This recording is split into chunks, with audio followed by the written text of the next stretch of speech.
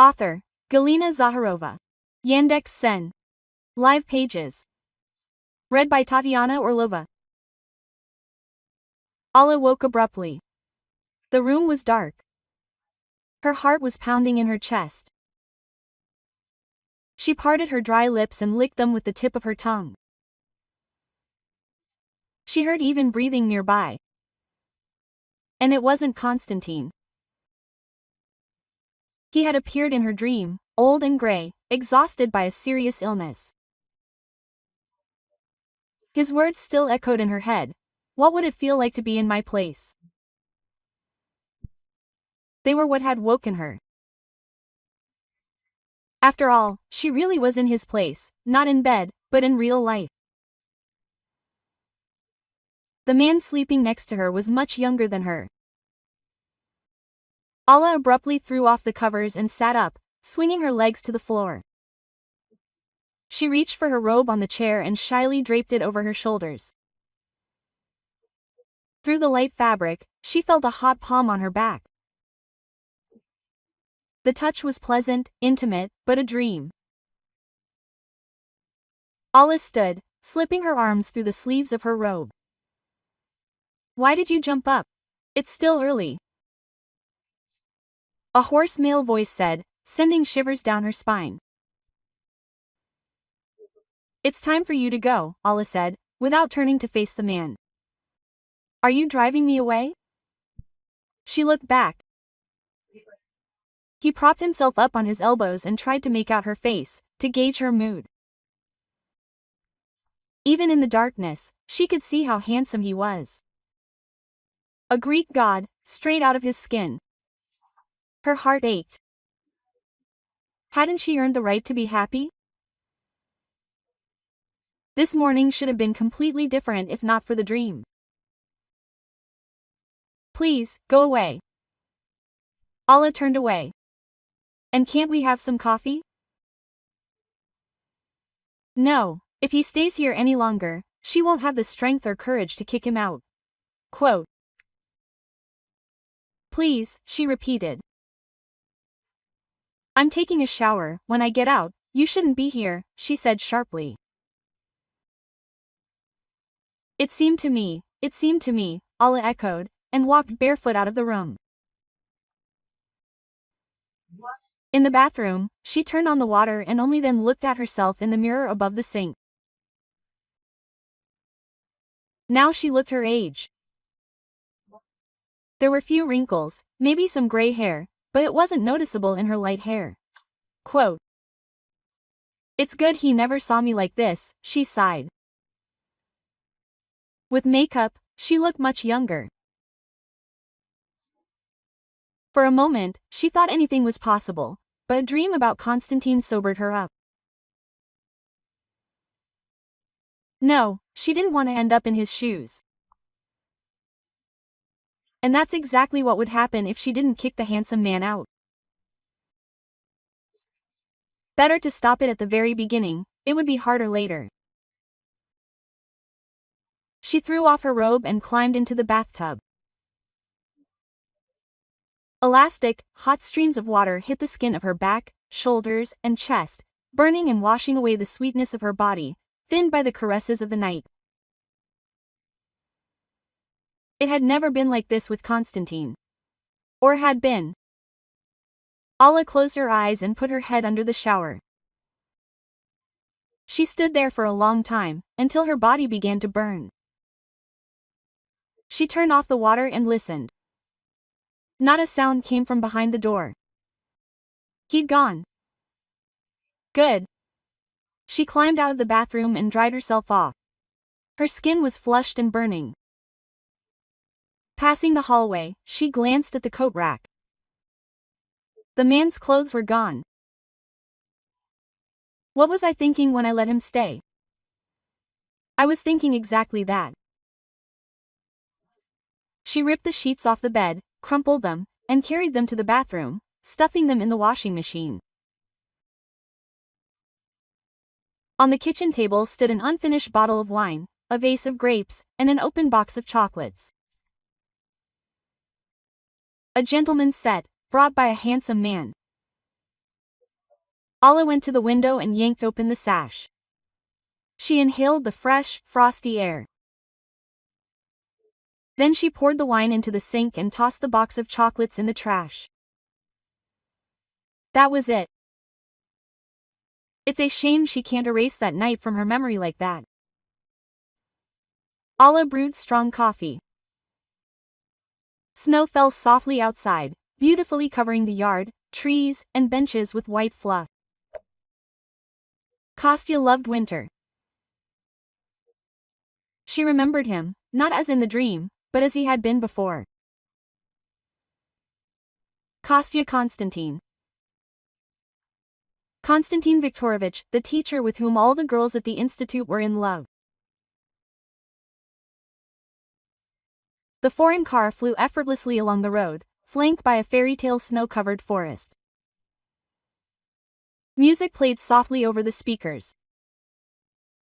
Alla alternately sang along and chatted nonsense. She was overwhelmed with joy, pride, and fear. How would her parents greet them? She called, warning them, of course, that she wouldn't be coming alone for New Year's. After a brief pause, her mother said she was glad to meet her daughter's fiancé. She couldn't tell from the voice on the phone. Was she truly glad? Alla hadn't mentioned that the groom was almost twice her age. And now, sitting in the car next to Konstantin, she tried to hide her fear with chatter. How would her parents react to her choice? Quote, "Are you worried?" he asked. "No, why would you say that? I'm not much younger than your father." They probably wanted a completely different husband for their only daughter. Nonsense, Alla replied, too eagerly and hastily, blushing. Like all blondes, Alla had fair skin, and she blushed at the slightest provocation. It was very touching. That's why Konstantin fell in love with her. The professor, known at the institute as a confirmed bachelor, surrendered to the mercy of the fair-skinned beauty. Quote, "Okay, don't get worked up, I'm worried too," he said. Mature, attentive, serious. He knew a lot and told interesting stories about how he won Alla's young heart. The other girls envied her, although they didn't show it. Now he's healthy and handsome, but in 5 years he'll be an old man. And Alachka will be changing his diapers. What's there to envy? Why are you silent? Quote. Konstantin brought her out of her reverie. I'm remembering, have I forgotten anything? Alla came to her senses and blushed again. So that Kostya wouldn't notice, she turned to the side window. Snow-covered forests, villages, and fields covered with an even tablecloth of snow flew past. Before entering the city, Alla perked up, showed the way, told him about her favorite places from childhood. With a pounding heart, she pressed the doorbell and smiled at Kostya. Her cheeks betrayed her with excitement. Mom, she threw up her hands and hugged her right there on the threshold. And this is Konstantin, Alla introduced Sputnik, watching her mother's reaction. The woman smiled welcomingly, hesitated a little, and hugged her future son-in-law. Alla noticed that they were the same age. Well, are you standing on the threshold? Come on in, quote. She commanded, hiding her awkwardness. Mom backed away and bumped into her father, who came out to greet the guests. There was no room for 4 people in the cramped hallway. Father extended his hand from behind her and greeted Konstantin. Go ahead, let the young couple undress, said Mom. She realized her mistake, became embarrassed, and also left the hallway. When the table was being set, Mom quietly asked in the kitchen how old Konstantin was. "It doesn't matter, he loves me very much. I love him too," Alla answered. Mom didn't ask any more questions. Father liked Konstantin. His heart was relieved. However, Alla tried not to leave him alone with his parents for long. 2 days later, they returned to their home. Alla had been living with Konstantin for 3 weeks. His mother shared her doubts later, when she called. "Daughter, he's almost the same age as your father and me. It doesn't matter now, but what awaits you in the future? With age, illnesses will set in." Quote. Alla remembered the girl's words about diapers and interrupted the conversation. After the wedding, they stopped hiding their relationship from Konstantin's colleagues. After graduating from college, Alla entered graduate school, then began teaching, albeit in a different department. They lived well. She liked that her husband made all the decisions. In her family, her mother was the one in charge. The only problem was that they couldn't get pregnant. Alla wasn't worried about this, but Konstantin dreamed of children. One evening, he was thoughtful. He reluctantly answered Alla's questions. "I've been examined. I can't have children." Quote. He reluctantly answered her question. "Why didn't you tell me? We would have gone together. I didn't want to worry you ahead of time. If you told me hoping I'd leave you, you were wrong. Now there are so many ways to have children, and life went on, without worries or anxieties. 17 years of a quiet life passed, without worries or anxieties. Alla's classmates called her, asking her to enroll their grown children in college, asking about her and Konstantin's children. Alla answered reluctantly, turning everything into a joke. Konstantin took care of his health, went to the gym, but increasingly he talked about retirement, how he wanted to buy a house and grow flowers. Where does this intelligent teacher get such a passion for the land? Alla laughed at him. And then he told her that he grew up in a simple family, in a small provincial town, in a private house. He achieved everything himself, and after his parents died, his younger sister and her family lived in their house. "Why didn't you tell me before?" Alla asked, surprised. "I'm a successful teacher. I didn't want to ruin my image," Konstantin smiled.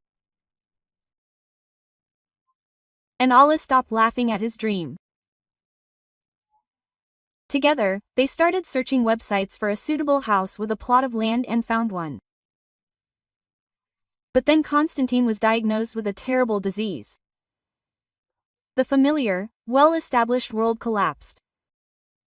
Only now did Alla notice how much weight her husband had lost. His wrinkles had increased, his hair had thinned.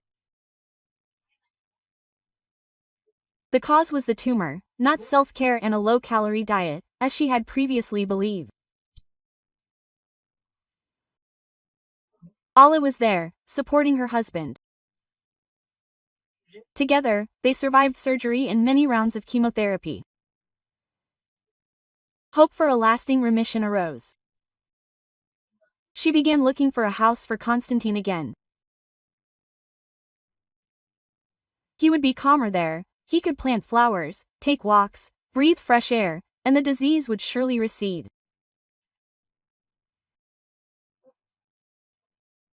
And such a house was found 80 kilometers from the city, not so far if you have a car. Alla had long ago gotten her driver's license. They bought the house, and Kostya stayed there. Alla returned to the city. Her husband wasn't working, and they'd spent all their savings on the house. Someone had to earn the family's daily bread. Before leaving, Alla arranged for a neighbor to look after her husband in her absence. She called several times a day. Every weekend she'd come by, bringing groceries and taking dirty laundry with her. Konstantin got stronger in the fresh air. He looked better every time. Alla was delighted. After the summer exams, she also went to visit him for a month and a half. But by mid-August, she had to return to the institute again. She didn't visit her husband for a week or two. There were urgent matters. Konstantin would call and tell her what he'd done that day, that Klavdia came by every day and cooked for him. They even went fishing together. By the time she returned, he, or rather, Klavdia, would have made fish soup. All they talked about was Klavdia. They hadn't been close for a long time. Alla wasn't jealous, but it was unpleasant to hear about the neighbor. Konstantin often forgot to ask about his wife's affairs. "What should I bring you?" Alla asked. "I don't need anything, I have everything. Klavdia bakes such great pies." Klavdia again. He never ate anything made from flour, and then he had pies. On Friday evening, Alla was so tired that she didn't have the strength to call. She went to bed early so she could go to the village early in the morning. And she didn't call in the morning, afraid to wake her husband. Having driven up to the house, she carefully opened the gate so it wouldn't creak. On the porch, she took off her shoes and tiptoed into the house. She put the bags of groceries by the door and only then looked at the bed. Klavdia was lying next to Konstantin. The blanket had slid down, revealing her plump shoulder. Konstantin was lying on his side, facing her. His hand rested on her side. Klavdia felt his gaze, opened her eyes first and looked at Alla. She didn't immediately realize who she was seeing, and when she did, Kostya woke her up. Quote, "Alachka has arrived," he said, smiling. Klavdia had already gotten out of bed, adjusted the strap of her nightgown that had slipped off her rounded shoulder, and started getting dressed. Quote, "Alachka, don't think anything happened between us. I felt bad yesterday because of the rain. I was feeling down, and you weren't there. I wanted to go see you, but it was late and it started raining. Then Klavdia came in. Anyway, she calmed me down. Why walk home at night in the rain? That's why she fell asleep," her husband justified himself. Klavdia finally got dressed and walked past Alla, disappearing through the door. Alla sat down on the sofa, her legs wobbly. She couldn't believe it. The always scrupulous Konstantin had gone to bed not with a young woman, but with 60-year-old Klavdia, a simple-minded countrywoman. Alla took the bags and went to the kitchen. She began unloading groceries into the refrigerator. She saw borscht in the pot, a container of stewed potatoes, and a half-full jar of pickles. On the table, under a towel, lay pies on a plate. "You've never eaten this before," she turned to her husband, who had already pulled up his pants and was buttoning his shirt. She was surprised to notice that he had even gained weight in 2 weeks. Klavdia's pies were clearly doing him good. "Klavdia cooks so deliciously. You should try them. And the pies are magical," he began, but noticing his wife's stern look, he became embarrassed, lowering his head. Sorry, I really was unwell. Why didn't you call? You're tired as it is. I decided not to disturb you. And why didn't you tell me you were coming? I'm tired, she waved him off. I thought so, he perked up and then wilted again. Do you believe me? We had nothing. My bones ached in the rain, and she was like, spare me the details. What difference does it make whether I believe it or not? I'm glad you've recovered and grown strong enough to sleep with another woman. I wasn't sleeping. Well, I was sleeping, but in a different sense. No need. Allah pushed away his hands, which were trying to hug her. Do you know that Claudia was interested in what I would do with the house when you die? She asked. Allah understood that it was terrible what she was saying. Her words hurt Constantine, but she couldn't recover from what she had seen, she couldn't stop. Young and healthy, she didn't even think about going to bed with anyone, although she could.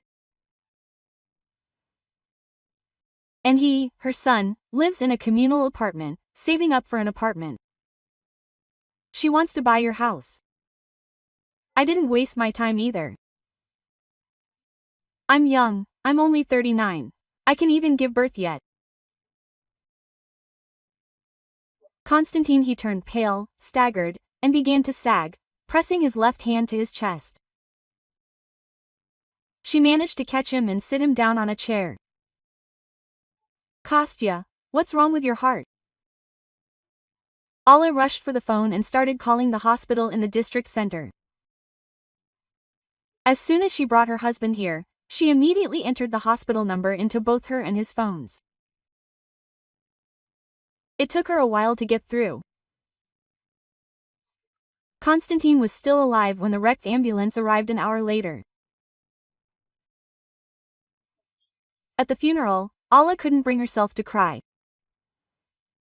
She couldn't believe that Constantine was gone. Why had she even told him about Claudia's son? To herself, she stood in front of the coffin and didn't recognize her husband. When did he get so old? When did he become a stranger? Was it really in 2 weeks? Allah arranged for a car to take the coffin with her husband to the city. Her parents came for the funeral. Her father returned home immediately. He was still working, and her mother stayed to support Allah. But with her concern and questions, she only got in her way. Allah didn't have the strength to tell her that she was to blame for her husband's death. Tired of her mother's presence, she sent her home.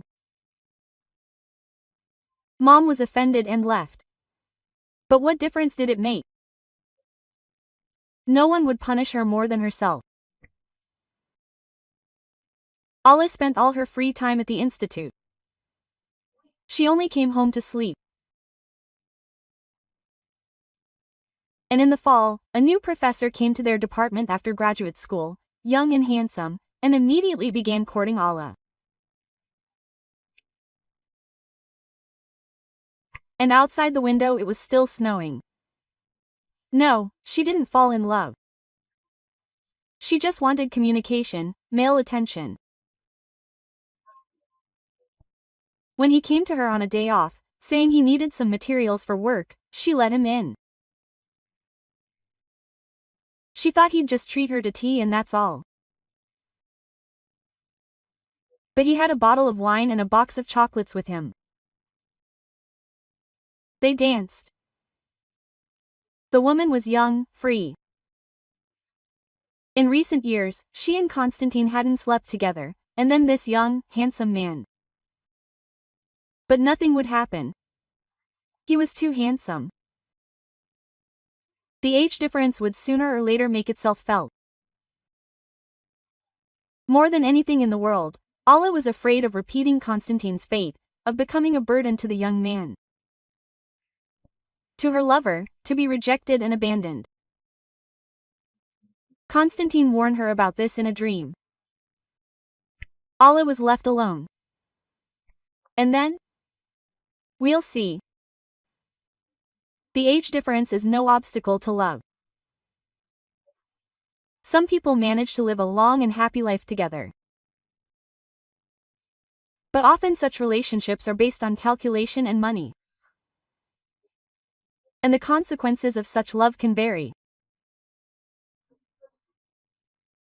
The time will come, and Alla will be able to start a new relationship, and it will be a man worthy of her age. But that's a completely different story. So, are you willing to live with a 50-year-old man all your life? Oh no, all his life. An older man marrying a young woman is a crime, which is also a punishment.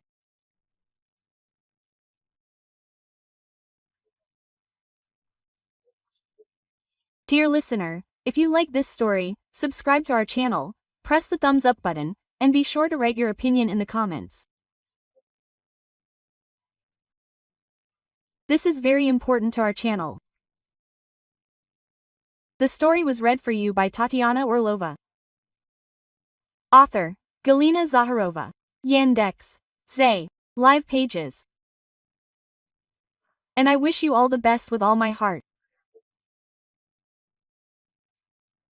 I wish you good, strong health, a peaceful sky above your head, a good mood, and see you in the next story.